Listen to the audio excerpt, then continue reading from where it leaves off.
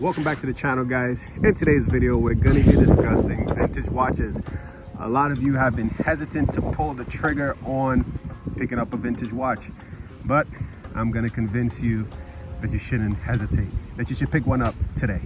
So hit that subscribe button, give the video a thumbs up, and let's get into this video.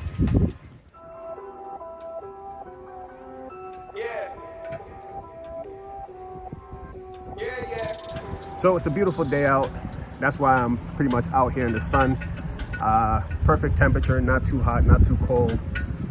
So we're gonna enjoy this vlog and talk about vintage watches. The reason why I'm so passionate about vintage watches is because they're so unique. They're so different from, let's say, picking up a modern watch. And let's just focus on Rolex or even Omega, Rolex and Omega. Now, you pick up a new watch from Rolex, it's just gonna be the same as the next guy who comes in and picks up his brand new watch from the AD. Nothing unique, nothing that identifies you and makes you special for having the watch that you just purchased. Now, for a vintage watch, it's completely different.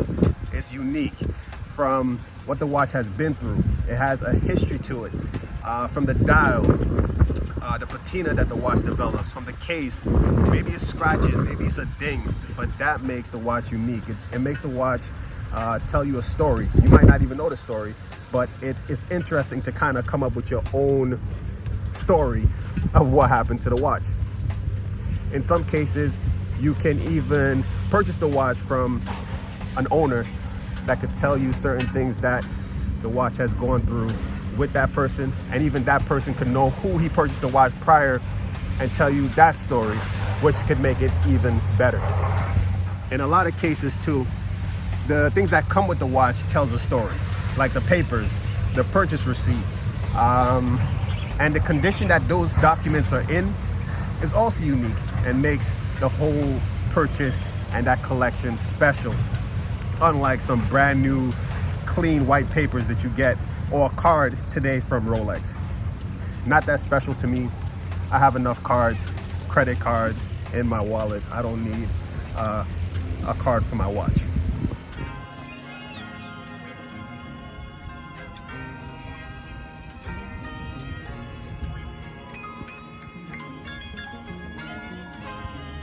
There are some things you need to look out for though when you're purchasing a vintage watch, and it's all about the condition, the movement, the parts, making sure it's original to the watch.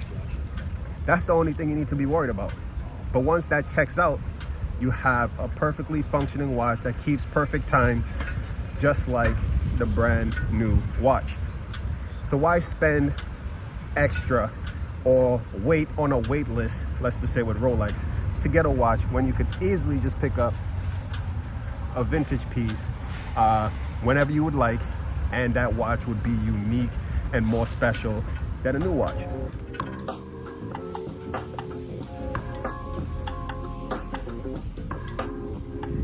So we talked about patina and the aging of a watch and documents, but also it's the year that the watch was manufactured, the year that the watch came out. A lot of times when we're able to purchase these watches, it's at a later year, a later date than when we actually were born.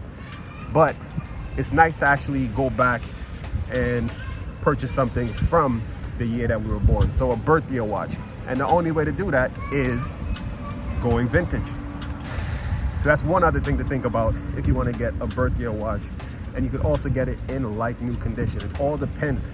You could buy a vintage watch that looks just as new with the natural aging. Let's say it was kept in a safe or the person just wore it lightly, but it will be like new.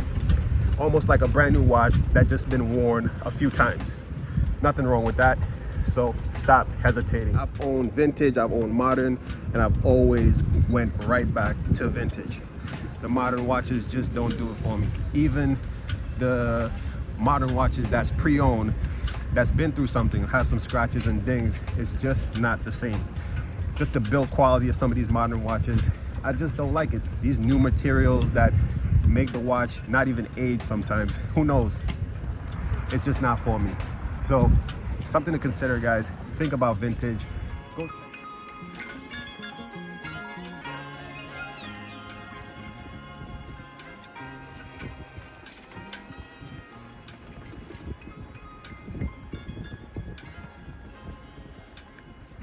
So guys, I would recommend you go to a watch shop, like I said before, try on a watch, 60s, 70s, 80s, even a 90s watch, and see the difference.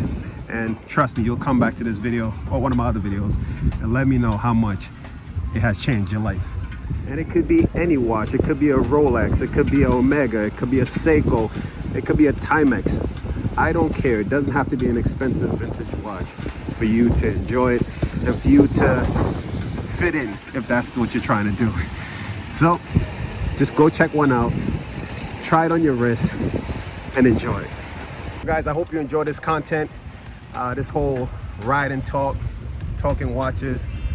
Hit that subscribe button, give the video a thumbs up, and stay tuned for some more videos. Look, tell a man no trouble, I don't want beef, man, I just want vibes. Big man like me, no need for the telephone hype. I got too much getting online. One rule, then dead I'm on site. Wrong move, I bet they gon' ride. No need for the telephone hype, nah. No need for the snoozing. Big whip outside.